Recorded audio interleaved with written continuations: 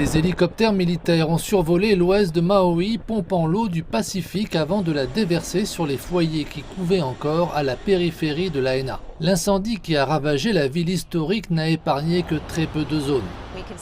Nous avons pu voir des stations-service exploser et le feu se propager très rapidement.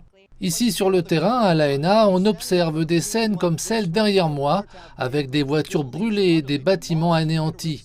On comprend alors pourquoi il faut tant de temps aux équipes de recherche pour se frayer méthodiquement un chemin à travers cette ville. Plus d'une semaine plus tard, les routes menant à Lahaina ont finalement été rouvertes, donnant à certains leur première véritable chance de voir ce qu'ils ont réussi à fuir d'une manière ou d'une autre. C'est notamment le cas de Cara Lapiana.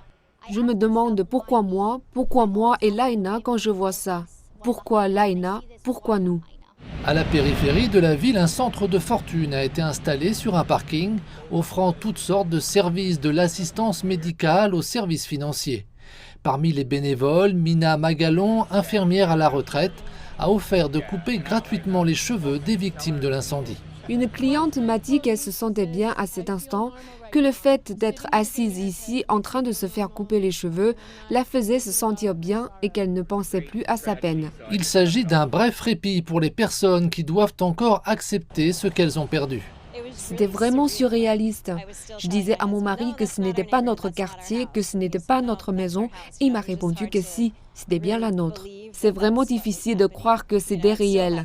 Vous savez, je n'ai pas encore tout compris. J'ai vu ce qu'il restait de ma maison. Il n'y a plus rien, mais ça ne semble toujours pas réel. Un sentiment partagé par les milliers de personnes qui vivaient dans une ville aujourd'hui à peine reconnaissable.